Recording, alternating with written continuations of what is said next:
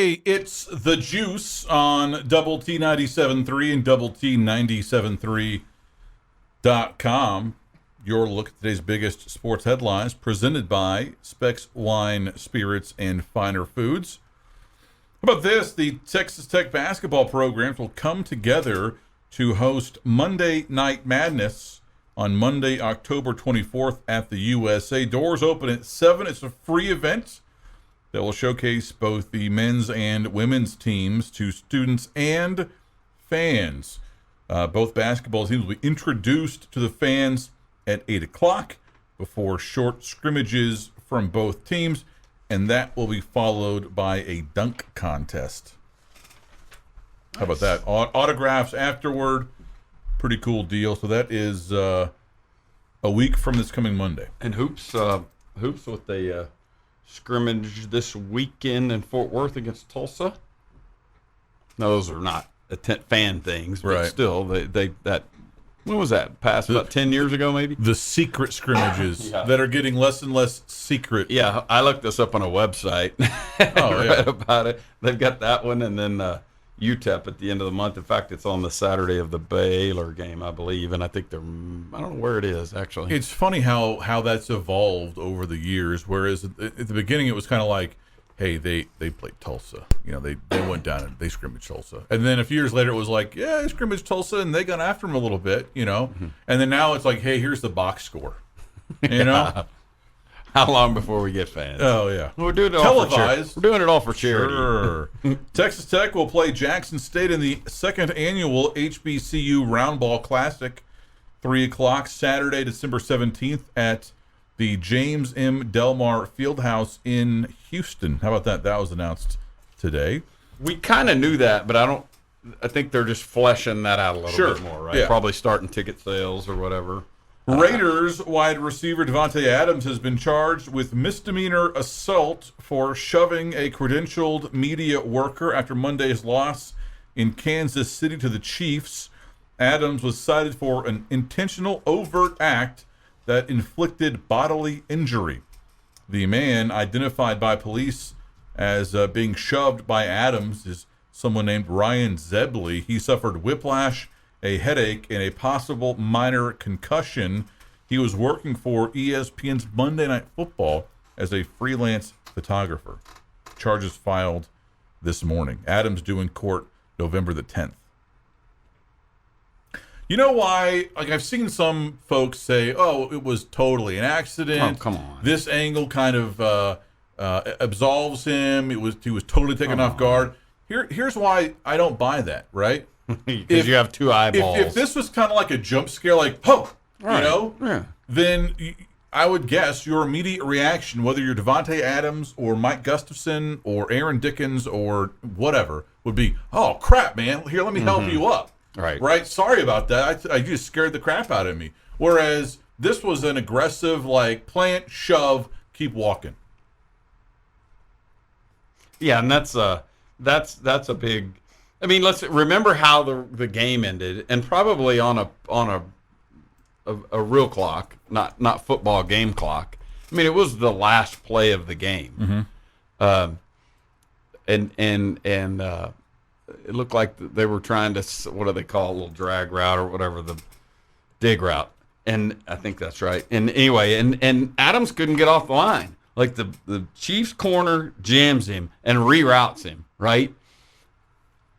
Renfro's trying to come underneath and cut underneath it and get the throw and get out of bounds, like get some action toward the sidelines. It was going to be a play that because they were about 15 yards from a field goal. Remember, the kicker hadn't missed in 38 kicks or whatever. Carlson, the kid, Auburn kid. He was here in Lubbock this summer for Tuberville's wedding. Anyway, and so you're like, hey, this is one of those deals. You get down to the 40 and line it up and, take your shot. And they collide. And your first thought on live action is, oh, my God, where's the flag? PI, blah, blah, blah. They show it again. And it's like, no, it was the two Raiders receivers running together. Renfro did his job. Adams got rerouted so bad that Renfro comes out of his break, runs into him, and they go down. And so Adams goes back to the sidelines, and he's pouting and throws his helmet, sits down, picks it up. There was probably a little bit of handshaking, and then this happened. So the frustration level was obvious, and I'm saying pout because that's what he was doing. Sure. I mean, if he's mad at anything, I'd like to know who he's mad at other than the guy in the mirror, because Renfro got off the line clean. He's the one that got jammed and rerouted and ran all over. No, who knows what that was all about, but come on, dude. I mean, and I saw something today that said this is a lesser of the possible charges, and so probably the kind of thing that's going to be handled easily. And if there's any civil action regarding the guy's medical stuff, hopefully that crap doesn't get all out of hand. But hopefully he's okay too. But it's just, come on, Adams. Let's not try to act like, it sounds a little Brett Favre-ish yesterday. Oh, media's I'm making being so much of slandered this. by the media. Yeah. They were like, hey, I'm reading this text, and it's you and the governor going back. Like, come on, Brett. Speaking of the court system in the world, while we're here, in the world of sports / competition, I don't really think this is a sport, but the fisherman cheating story from last week. Remember, right? We've got weights and fish. Christian, have you seen this video?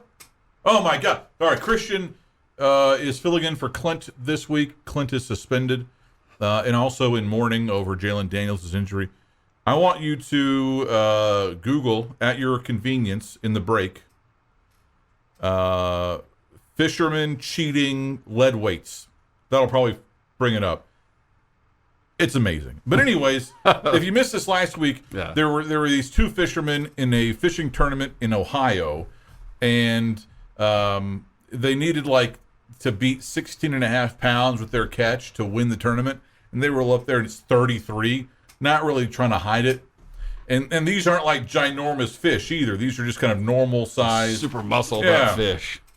And so it kind of set off some alarm bells. And so the organizer started cutting into the fish and found lead weights.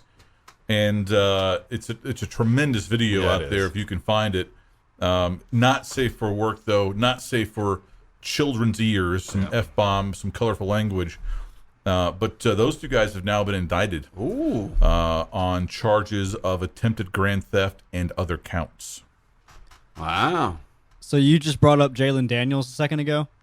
I remember last We go through all that. We go through all that, and your takeaway is Jalen Daniels? Yes, we're talking about fish cheating. I have the video right here. No perfect segue. You said it, and I remember a video I saw yesterday after we've had the couple of segments over him. There was a tweet sent out because it was sent out that he was hurt for the rest of the season. Mm-hmm. He popped back up with a tweet and said, "Well, that's news to me." And I did see that. And then what I found to be just as interesting is that I think he's the sports editor of the Lawrence Journal-World, the newspaper there in Lawrence. He kind of comes out and distances himself from the reporter and says, "Hey, so-and-so has done freelance work with us in the past, but we don't have any current working relationship with him. His information was not submitted to us. We don't know, anything about sourcing. We didn't vet his info." Wow. I thought that was very interesting. So he didn't tweet it on behalf of the paper or anything. You're just saying that the sports editor was like, he used to be with us and now he's not.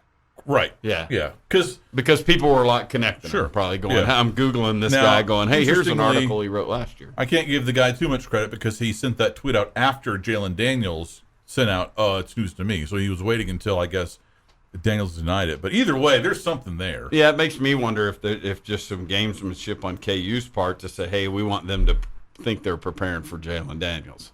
Right? There's a possibility he'll play, or later on down the line. They've already said he's doubtful. I think official, he's doubtful. Which they may ride the doubtful train for 3 weeks. Yeah, so that everybody is like, no, everybody in film on Tuesday is having to go. Now, if Daniels plays, we got to do blah blah blah. Yeah, they're going to the Cliff Kingsbury School of Quarterback Injury Media That's what Relations. I'm getting. That's exactly what I'm getting at. How's Baker? I don't know. I haven't seen him today. We'll see, yeah. Yeah. No idea. Hey. Baker who? I mean, I barely know the guy. Yeah. Come on, man. More tech talk next. We were talking about a media member at that NFL game, kind of in the spotlight. I've got another NFL media type photographer in the spotlight today. More Tech Talk next. Solving life's mysteries one at a time. When I go to the restroom after having a few pops in my acid-washed overalls, when I go into that restroom after about 10 beers, urinal to the floor, I'm going pants down to the ankles. Hey there, Mr. Wiener. What do you know? Do you need to tinkle? Yes, I do think so. This is Tech Talk on Double T 97.3. Hi, how are you? Good afternoon. It's Tech Talk on Double T 97.3 and Double T 97.3.com with Mike Gustafson. I'm Aaron Dickens. We're joining you today until 6 o'clock. We'd love to hear your thoughts and comments on the Yates Flooring your chat line at Double T 97.3.com. And sometimes, Gus, the chat line can be a ruthless place. Uh-oh. Much like the internet in general. And, you know, we mentioned a few minutes ago that Troy, who listens to the show and texts in from time to time, pointed out that today is his daughter's 18th birthday. Yeah. Which, you know, we shouted out because we typically do kind of anniversaries and birthdays and, you know, all that stuff at 3:45. Somebody responds in the chat line, who cares? There are thousands of people turning 18 today. Hey, man, have a Snickers. Come on. We do have millions of listeners, so there's worldwide. Certainly. Yeah, we're really big in Austria. Yeah. Oddly enough. So I teased this before the break because I'm a professional. Yeah. We still do not know yet what the Big 12 football schedule will be for next year. We don't know who Tech will play, right? We don't know the scheduling format. You know, in previous seasons, maybe it wouldn't be that big of a deal because whether you're Texas Tech or Oklahoma, whatever, any Big 12 team, you know who you'd be playing. You know where you would play those games, right? Okay, well, we played Iowa State here this year. We play them there next year. You just don't know the order, right? You don't know where your bye week is. Details like that. But for the most part, you know the schedule. Not true, because next year, the Big 12 will have 14 teams. You'll be doing away with the round-robin format for sure. And you don't know who Tech will play. Maybe Tech will play Houston again. Maybe they won't. Maybe they'll play BYU and Cincinnati. Maybe they won't. Maybe you won't play Kansas State next year. Who knows? Well, Bob Berta, who is the Vice President of Communications for the Big 12 Conference, was on a Central Texas radio program today and mentioned that the 2023 Big 12 football schedules will be released in November. There are just a few things that they need to iron out, is what he said. So we are theoretically, potentially, as close as 3 weeks away from knowing what this format will be, of knowing where Tech will play next year, who they'll play. That's very exciting. Yeah, it is. What we know about next year's schedule is just the non-conference portion, which isn't a secret. At Wyoming to start with, and then Oregon and Tarleton State and Lubbock. So, yeah, the Ducks are coming here next year, which would be cool. And that shouldn't be affected by any of this. I guess there's a possibility of a date getting flipped around. Of course, we really haven't seen a commitment on I take that back. I think there is a website that takes a stab at those dates because I think the current belief is that we open at Wyoming and that'll be on Labor Day weekend. Mm-hmm. So yeah, I think those dates are pretty much locked in. Every once in a while, if you've got an open date and they've got an open date, sometimes they'll pick a.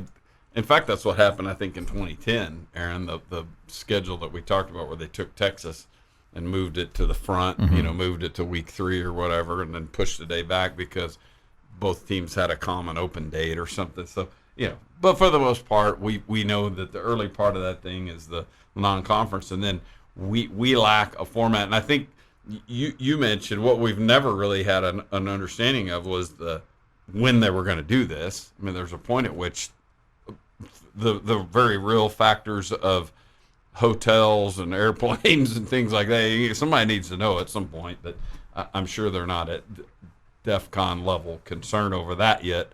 But the what we're really interested in knowing is this format. if we're going to be playing in pods or how that's going to work. You could hold off on the actual schedule until January. I don't care. Yeah. I'm not booking those trips. Because those things usually aren't released. The actual schedule isn't usually released till February anyway. I think it's usually around this time. Is it? In terms of like, hey, you're playing week 3 or week 5 or whatever, you're playing in Iowa State or whatever. But if you wanted to hold on to that. What I may be thinking of is like ticket renewals and that kind of stuff happens. And maybe like early kickoff times start kind of trickling out for some games. But yeah, if you wanted to hold on to the game by game like schedule, that's fine. I mean, it doesn't matter to me. I desperately want to know the format. Right. Yeah, I'm curious about that. Like who's in our pod, or is it going to be like are you doing teams? And, are you doing permanent rivals, and if so, who are they? And if whoever has Texas and Oklahoma as one of those permanent rivals, if that's the format that they go down, who are you replacing them with in a year or two, right? Or are you going to reform all of these kind of? Hey, the whole thing is fascinating. Yeah, and I mean, I guess they're at this point having to release a schedule with Texas and OU in it, right? I mean, Berta in that interview confirmed that the schedule is going to be for 14 teams. So they're. I mean, the SEC has come out with their schedule for next year, and the Sooners and the Longhorns aren't on it. So I mean, it seems like I would bet body parts right now that those two programs are playing Big 12 football next year. Which then not means, my body parts, but somebody else's. Sure. Which then means that, I mean, it's hard to imagine them. It's not impossible, but it's hard to imagine. I feel like if they get into year one of this, that they might not. That if they get into year one of the last 2 years, that they may go ahead and do both years. Am I wrong about that? Do you think that's maybe? Unless, maybe it's just me wishing for some symmetry. I don't know. Yeah, because having 3 different scheduling formats in 3 years would be very, very kind of wonky, right? Because you're finishing out your round robin this year. You're going to have whatever it is you have next year with 14 teams. And say Texas and Oklahoma leave in 2024, and you go back to just being a 12-team league, then you're doing something completely different again, right? That's not very attractive. I mean, no one wants that kind of like fluctuation, that kind of disruption. I think... Yeah, but I mean, we were sitting here 3 weeks ago, whatever. I mean, all of us operating with the narrative that, well, it's going to be the last time Texas ever comes here. I'm not saying we were all predicting that, but just all treated that. I think fans, everybody treated that as a very real. Of course, Twitter, the Texas fans. Well, why would we ever want to go back to Lubbock again? Blah blah blah. Terrible sports. And, sure. I mean, I don't think it's. I don't think folks should discount the possibility of Texas coming here next year. Yeah, that's true. Not out of the question because of how the pot is. You're not going to be able to respect every single kind of home and away status, right? So, sure. I mean, Tech is hosting Baylor this year. They're hosting Kansas, Texas, West Virginia, Baylor. Odds are, right? Odds are one of those teams will be coming back here next year. Remember, we went to Norman 2 years in a row. Yeah. In 11 and you hosted Oklahoma State here 2 years in a row. Mm-hmm. I think it was 2011 and 2012. Yeah, and that baseball had the flip of that. Went to Waco 2 years in a row. Mm-hmm. There might have been I don't remember who the flip. That's going to happen again twice. But yeah, I just remember that because it was during the time that I was doing radio play-by-play, and here we go, going back to Waco again 2 years in a row. More Tech Talk next. Solving life's mysteries one at a time. I guess they're okay with that. Yeah, no, there's no doubt. I wonder what they sell there at Poundland. We want to get we need some paper plates. Run over to Poundland. Hey, I want to drop you off at Poundland. Be back in 30 minutes. Yeah. This is Tech Talk on Double T 97.3. Hey, it's The Juice on Double T 97.3 and Double T 97.3.com. The Juice brought to you by our very good friends at Specs Wine, Spirits, and Finer Foods. Time for some headlines. The Texas Tech basketball programs will come together and host Monday Night Madness on Monday, October 24th at the United Supermarkets Arena. Doors will open at 7 o'clock. It's a free in. Both the men's and women's teams will be introduced to the fans at 8. And then they'll have a short scrimmage from both teams. And then following that, they'll have a dunk contest. How about that? After the dunk contest, there'll be a singing of the Matador song, and then teams will sign autographs on the concourse. And there will be a photo station with Mark Adams and Krista Gerlich inside Club Red from 9 to 10 p.m. Davanta Adams, Raiders wide receiver, has been charged with misdemeanor assault for shoving a credentialed media worker after Monday's loss in Kansas City to the Chiefs. Adams was cited for, quote, an intentional overt act, end quote, that inflicted, quote, bodily injury, end quote, according to court records released today. The man who was shoved by Adams, identified by police as Ryan Zebley, suffered whiplash, a headache, and a possible minor concussion. Zebley was working for ESPN's Monday Night Football at the time as a freelance photographer. If convicted, Adams could face a jail term of up to 6 months or a fine of up to $1,000. I'm guessing his NFL fine will be more significant. Finally, there's a new favorite to top the odds to win the national championship at sportsbooks.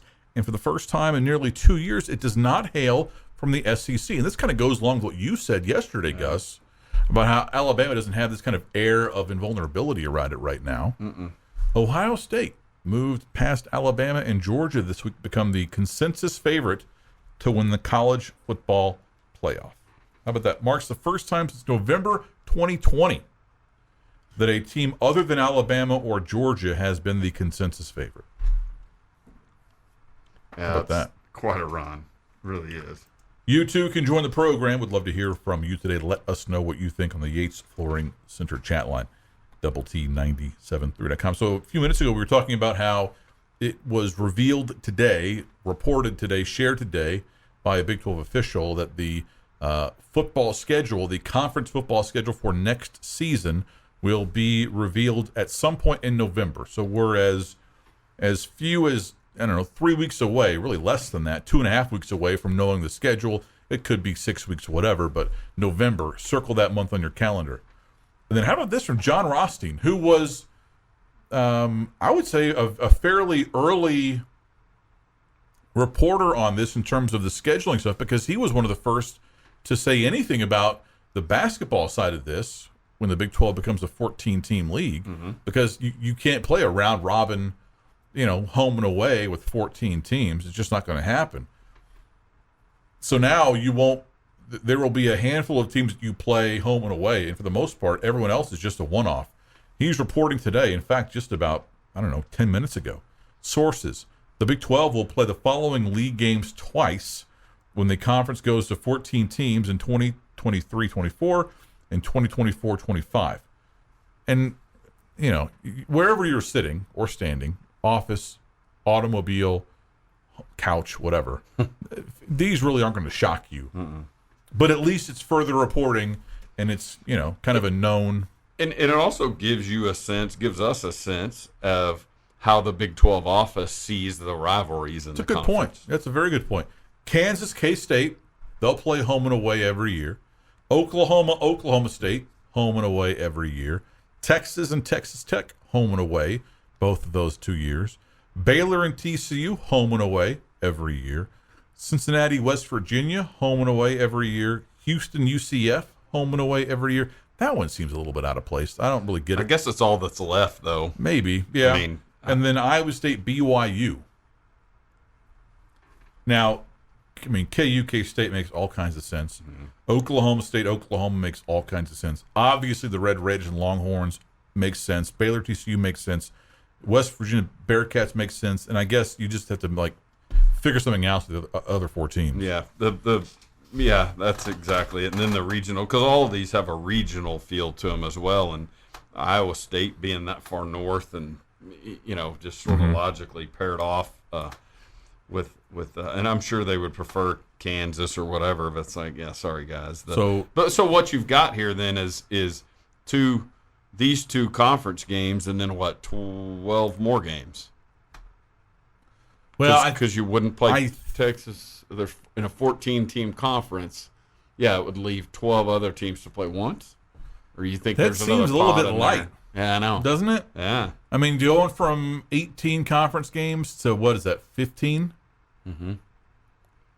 And so then so what we could be 14? dealing with beyond that then is a rotation. Maybe the 23-24 season you might play Oklahoma State twice, and then in the 24-25 season you might play BYU twice or something. I feel like there's going to be at least one other kind of pairings, right? Mm-hmm. But what is interesting about this list is that it seems very clear. This clearly seems like the top list, right? This is the preeminent pairings in terms of, in-state, all that stuff. And, if that carries into football, great. And beyond just that, once you take Texas and Oklahoma out of the picture, very easy to pair up Tech and Oklahoma State, which is what we've been talking about on this program really for the last year plus, in terms of you want to be kind of paired with them as much as possible in terms of playing them a lot, creating more of a rivalry, all that stuff. And I don't know that I would be as fired up about playing the Pokes in basketball as much as I would in football, right? But it's fine. Yeah, it's a no-brainer for them to be the pairing here because the Bedlam thing's going to get severed. Now, Bedlam and basketball should still live. I would hope it would. I mean, I really don't care, I guess. But, to me, that seems like a no-brainer for them to, still be able to play each other in December, right? Or the SEC Big 12 thing. Although the SEC has seemingly protected the former Big 12 team for the most part. Missouri's played a few of those games. A&M, I feel like when they've been in that challenge, more often than not, they're playing like a West Virginia, right, or an old, like a new Big 12 team. Off the, this and the Yates Flooring Center chat line. Hold up, can you repeat that?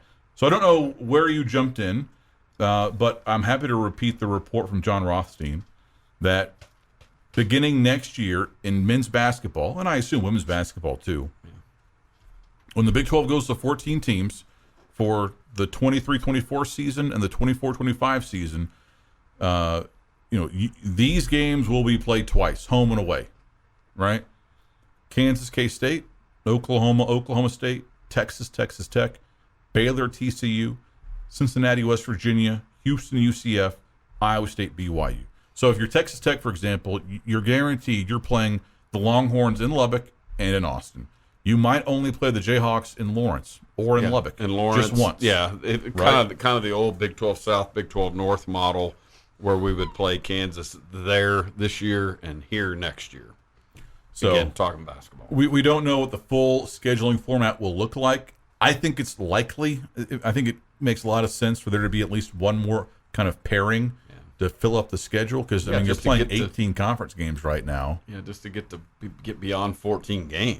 That doesn't seem like a lot. But we'll see. But either way, Rothstein is reporting this. He was, I think, the first person to report that the Big 12 basketball schedule will feature some permanent pairs or some, whatever they call them, and then you're just playing the rest of the teams once a season. So we'll see kind of what the future holds. More tech talk next. Solving life's mysteries one at a time. What does everybody use Q-tips for? Ears. You stick them in your ears, you twist them, it feels so good, right? You pull them out. Don't jam them in too far. It's a little brown. You could throw that in the trash can. 2 twists on each end each ear for me. This is Tech Talk on Double T 97.3. Hi there, it's Tech Talk on Double T 97.3 with Mike Gustafson. I'm Aaron Dickens. We're happy to be with you today here from the First United Bank Double T 97.3 studio, with you until 6 o'clock. Love to hear your thoughts and your comments today on the Yates Flooring Center chat line at double T973.com. So a few minutes ago, we shared some, breaking news is probably too strong. But an interesting report from John Rothstein, college basketball insider, where he reports that beginning next year and also going into the 2024-25 basketball season, the Big 12 will play the following conference games twice. And again, this is just basketball. KU K-State, Oklahoma State, UT Texas Tech, Baylor TCU, Cincinnati West Virginia, Houston UCF, and Iowa State BYU. And we don't know yet if that's the only set of pairings and every other game is just kind of a one-off.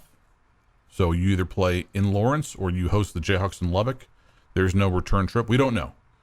But that's what he's reporting, that at least those pairings are set. For those 2 years. For those 2 years, right. Because obviously Oklahoma and Texas will leave for the SEC at some point. My question for you, Gus, is who's the most, who has the best case for being miffed about these pairings? Right? I feel like Tech fans are fine with it. Oh, sure. And it makes perfect sense. I'd probably think of at least of the existing Big 12, I would say probably Iowa State, the Iowa State BYU thing, but I didn't have much history. What's their preference? I'm sure it would be Kansas. Yeah, it'd be Kansas, no doubt. And certainly Kansas State would say the same thing. That's the problem. But at least in that sport. I don't know, the other one. I mean, maybe maybe Baylor would prefer Houston over TCU. I don't know. Probably not. Well, I don't know. Yeah. I think if we look at it from an RPI standpoint, like a resume standpoint, and the great thing about this is, when the Big 12 was formed, right, they thought that the North Division would be kind of the dominant one. And as things evolved, the North evolved into a joke. But we don't have to worry about really evolution here because we're just talking about a 2-year window next year and the year after. So it seems hard to imagine Houston or Baylor or really any of these very good programs, Tech among them, just cratering, right, during this setup. Yeah. So if you're Baylor, would you rather play 2 games against TCU, kind of a middling program, or have 2 opportunities to get wins or quality games against Houston? Yeah, and it may very well be that they looked at that the conference looked at. If it's paired that way, then it's a TCU UCF thing, and it may have been their way of saying, "Hey, we're going to take care of the 2 existing Big 12 rivals." That makes sense. And let's and they're also 90 miles apart, so that's a legitimate rivalry too. Yeah. It's not it's not Army Navy, but it's a legitimate rivalry as well. If I feel like Houston probably has the most beef here. Yeah, Iowa State does too. And that's where I qualified it by saying the existing Big 12 schools. It's Iowa State, but my first thought was Houston. But you're kind of like, you're one of the new schools there. You're in some ways they're probably going to get podded, PODDED, podded or off with UCF in a lot of cases because if there's a regional component to this, because they're it's the farthest east of all of those schools, the farthest southeast. This is grade school or high school where the teacher says, okay, pair up, and all the friends get together, and then suddenly you're left all by yourself with the kid in the corner who eats paste. That's what this is, right? There's no obvious partner for UCF. Houston, meanwhile, is in Texas, right? There's Baylor, there's TCU, there's Texas Tech, right? There's all these programs around them, and they get lumped in with the paste eater. Unfortunately, there's an odd number. Yeah. Yeah, that's the Houston Baylor thing. You're talking about 2 Final Four teams there recently, right? Very recently. Yeah. So Houston's in that sport at least going to walk into this conference and it's the same thing we've talked about. If you can kick the 4 corners in here, or even just Arizona and somebody, you throw Arizona into this thing. Good Lord. And also, and you pointed this out, this might give us an indication of what the Big 12 is thinking for maybe football rivalries, right? If you adopt that model and have kind of permanent rivals and then just kind of churn through the rest, Yeah. If the Four Corners teams were at it eventually and you had like 4-team pods or something, there may get a little bit of a sense of how they view that. But I mean, Iowa State BYU is not like that's clearly just like hey, this is what's left over. So yeah, it is, and that's probably the same way for Houston and UCF, because you can't look at that West Virginia Cincinnati thing and go, no, let's you'd be flying over 3 other schools to get to those games, and those two feel like, and that's also the Bob Huggins Bowl, by the way, because he was at Cincinnati. A perfect pairing. Yeah, it really is, and Eastern time zone. I mean, there's everything to like about that, and as just college brands go, the BYU brand isn't bad. You throw that on a schedule in basketball, football, those I'm going like, hey, yeah, that'll be interesting, right? If this translates to football, at least partially, right? And these are one of the 2 or 3, whatever it is, permanent kind of rivals for these 2 years. Mm-hmm. The interim period, Iowa State got a raw deal because congratulations, you get 2 games guaranteed against 28-year-olds. In football, not 20 dash, no 8-year-old, 28-year-olds. Like that's rough. That's a bad draw for the Pokes, or for the Cyclones rather. All right, some thoughts rolling in on the Yates Flooring Center chat line. Somebody says Texas Tech and Oklahoma State will lose their pairing shortly. True, although it would seem very natural to kind of just pair those two together once Texas and Oklahoma leave. This person says, I doubt that Bedlam continues in basketball. There's no talk of that with Texas Tech and Texas either. Yeah, there's. I just think in that state it would be the perfect December game. This year, we'll play it in Oklahoma City at the thing, whatever, there were the NBA deal, or if they, the kind of thing they could center it there, have all the alumni base, or put, I don't know how big the arena is in OSU. In Tulsa, if they've got a big arena like that. But if they centered it and made it a feature deal, it'd be good for business, and everybody in the state would pick a side. I mean, that'd be a pretty cool deal. But I'm with you, not my problem. And I think the Texas basketball thing is an easier thing to gin up once they're in the SEC. It's an easier thing to gin up than football. You got more inventory, right? Well, and it makes sense for both teams, right? Sure. I understand the argument from a Texas perspective. You have 12 games. You're playing an SEC schedule. You're not going to in football. You're not going to get much national pop out of beating a Texas Tech, right? There's no. If they're concerned about the beauty pageant component of this thing, playing Texas Tech is a kind of a no-win scenario, especially the road side of that. Yeah, for sure, totally get it. Basketball, that's not the case, man. Like you're a ranked quality program. You've had more success than they have in recent seasons.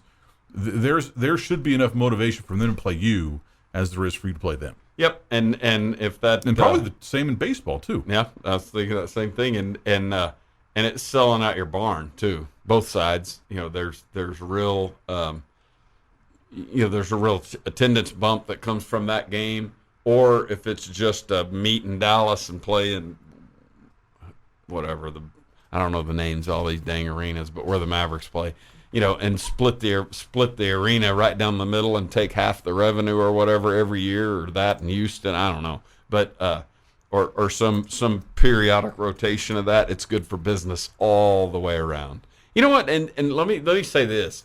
I wonder if, of course, there's no desire, there's been nothing stopping these schools from playing. But Tech and A&M haven't played in basketball since, and A&M's had stretches where they're good and all, but it doesn't. I don't think they think of themselves as a basketball school. More Tech Talk next. Solving life's mysteries one at a time. When I go to the restroom after having a few pops in my acid washed overalls, when I go into that restroom after about 10 beers, urinal to the floor, I'm going pants down to the ankles. Hey there, Mr. Wiener. What do you know? Do you need to tinkle tinkle? Yes, I do think so. This is Tech Talk on Double T 97.3. Hi, how are you? Good afternoon. It's Tech Talk on Double T 97.3 and Double T 97.3.com with Dr. Mike Gustafson. I'm Aaron Dickens. We're joining you today until 6 o'clock. Would love to hear from you on the Yates Flooring Center chat line at Double T 97.3.com. We've been kind of preoccupied with this Big 12 scheduling. I mean, news is probably too strong of a word. These tidbits that have been revealed in the last an hour or so. But I do want to talk about a report out about Big 12 TV negotiations. It includes some quotes from Brett Yormark. But before we kind of move on, I asked you before the break, hey, what does the SEC do with its baseball schedule since they have a bunch of teams at play? How do they handle that? Yeah. And you've looked that up. And it'll be the same size that we are next year, minus Iowa State not playing. And it's a perfect SEC East and West like football.